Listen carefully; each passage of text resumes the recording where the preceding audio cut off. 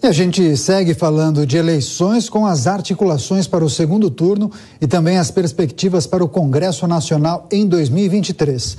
Por isso, vamos receber a partir de agora a deputada federal reeleita Tabata Amaral, do PSB de São Paulo, a quem agradecemos demais pela participação. Deputada, seja muito bem-vinda. Boa noite, Daniel. Boa noite, Kalina. Muito obrigada pelo convite.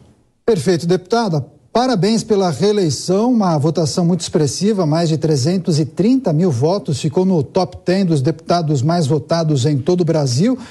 Que avaliação você, se me permite, fez desse primeiro turno do pleito? Como avalia a nova composição da Câmara dos Deputados, renovação de 44%, um contingente muito expressivo de parlamentares de partidos de centro-direita, de direita. Só o PL, o partido de Jair Bolsonaro, conseguiu eleger 99 deputados. Quais são as prioridades para a Câmara e também para o Senado Federal, na sua avaliação, no ano que vem? Ou as prioridades dependem de quem vencer o pleito presidencial? Daniel, muitas perguntas, tentarei responder a todas, depois você me puxa aqui. Acho que a primeira coisa, essa foi uma eleição que favoreceu sobretudo o Centrão. E, infelizmente, essa era uma coisa que eu sabia que iria acontecer.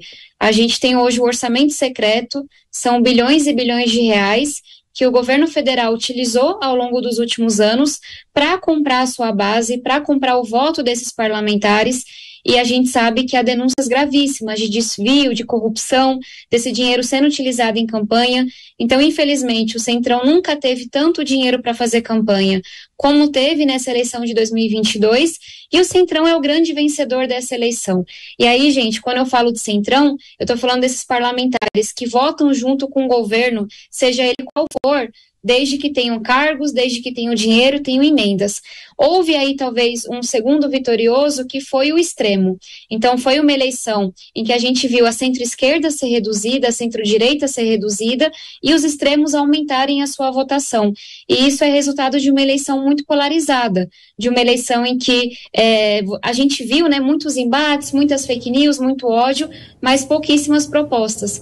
E aí, com certeza, a minha eleição ela fugiu a essa regra. Então, eu sou uma pessoa que diariamente é atacada tanto pela esquerda quanto pela direita, por prezar pelo diálogo, por prezar pela moderação, por prezar pela resolução de problemas. Sou muito grata aos eleitores. Toda vez que encontro alguém na rua, digo, vou trabalhar manhã, tarde e noite para honrar essa confiança, para honrar esse voto. Mas é um congresso que me preocupa muito, porque é um congresso muito fisiológico, esse tal do Centrão, e é um congresso muito pautado pelos extremos. E os extremos geralmente não dialogam, não resolvem os problemas. E aí, respondendo a sua segunda pergunta, obviamente que depende muito de quem vai ser o presidente da República, mas eu sei que a minha missão continua a mesma. Batalhar para que a gente tenha um dia uma escola pública de qualidade. Batalhar para que a gente possa enfrentar o problema da alfabetização, que piorou muito nesses últimos anos. Batalhar para que a gente possa falar de uma formação, de uma valorização dos professores. Batalhar para que a gente tenha uma escola que faça sentido para essa juventude, para que a gente tenha uma renda, uma poupança para esse aluno que vem de uma família pobre, que teve que sair para trabalhar, que não consegue só estudar, para que a gente tenha ensino técnico profissionalizante, garantindo oportunidades para esses jovens, para que a gente tenha uma aula de inglês, um esporte, uma cultura. Então, a minha batalha vai ser sempre na pauta da educação, principalmente. Mas, obviamente, depende de quem estará lá na presidência da República. Deputada, boa noite. Bom, vamos falar então deste segundo turno, né, do pleito. A senhora declarou apoio ao ex-presidente Lula, candidato do PT. Gostaria que a senhora justificasse esse apoio. E também quero abordar essa questão do segundo turno. A senhora falou de ataques, né, que a gente pouco vê propostas e muitos ataques. E o que virou munição na mão da oposição do candidato do PT é o fato de Lula fazer muito mistério sobre os ministérios, quem que ele vai indicar como ministros no governo dele. A senhora acredita que essa tenha sido uma boa estratégia do candidato do PT? Perfeito. Também muitas perguntas, então vocês me deem só uns minutinhos a mais. Fica à vontade. Acho que primeiro, não precisa me conhecer muito para entender o porquê que eu votarei sim em Lula e Alckmin e o porquê que eu sou tão crítica ao governo Bolsonaro. Eu venho da periferia de São Paulo, estudei em escola pública, pauto minha atuação por essa luta por oportunidades, por uma escola pública de qualidade. Infelizmente, esse foi um governo que se colocou de forma frontal contra a educação. Foi o governo em que a gente viu o maior número de cortes de dinheiro da educação, também para financiar esse orçamento secreto. Foi um governo que não apresentou nenhuma proposta, que não fez absolutamente nada durante a pandemia. Inclusive o governo que vetou, que foi contra os esforços de quem trabalha na área da educação. Eu, por exemplo, sou uma das autoras de um projeto de distribuição de absorventes em escolas públicas, que é uma forma simples de você combater as faltas de meninas. A gente viu que meninas perdiam de um mês e meio de aula por ano, porque não tinham condição de acessar um absorvente, e essa foi uma das pautas que o governo vetou. A gente conseguiu derrubar o veto.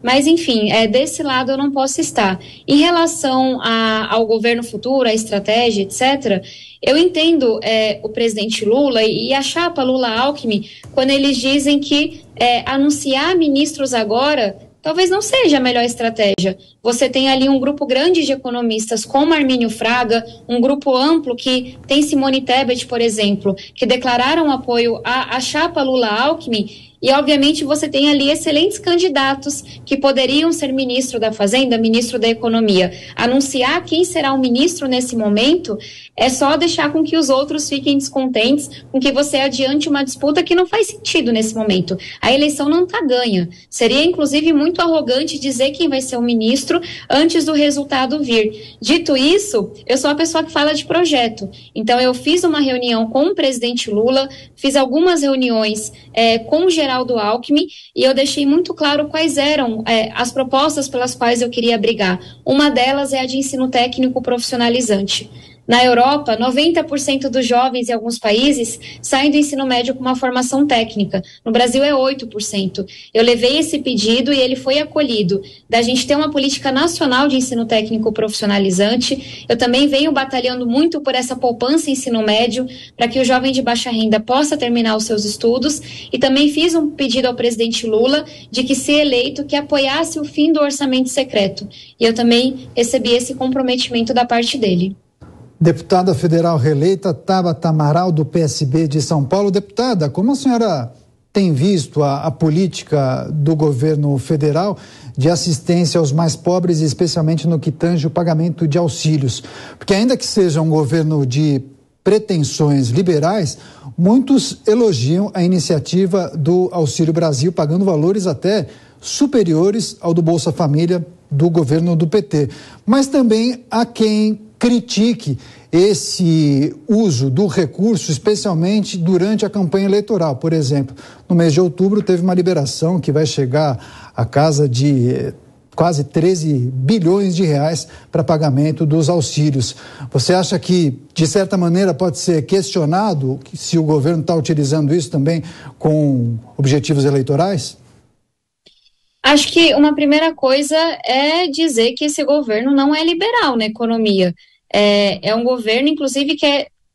Opa, vocês estão me ouvindo? Sim, perfeitamente. Não, por essa razão que eu falei pretensões, porque em razão dos problemas com a Ucrânia, a guerra na Ucrânia e também pandemia, o governo talvez não tenha conseguido colocar em prática tudo aquilo que esperava, planejava. Eu acho que é um pouco mais complexo do que isso. O governo vem tendo uma postura bastante irresponsável na forma como lidou com a questão dos combustíveis, na forma como lidou na questão do auxílio, mas acho que essa não é a pergunta mais importante.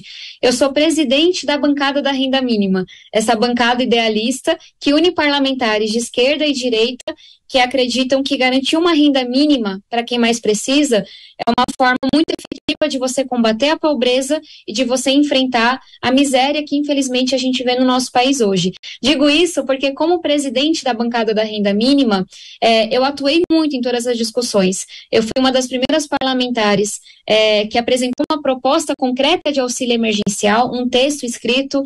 Eu, durante a discussão do Auxílio Brasil, consegui aprovar 10 melhorias no texto do Auxílio Brasil.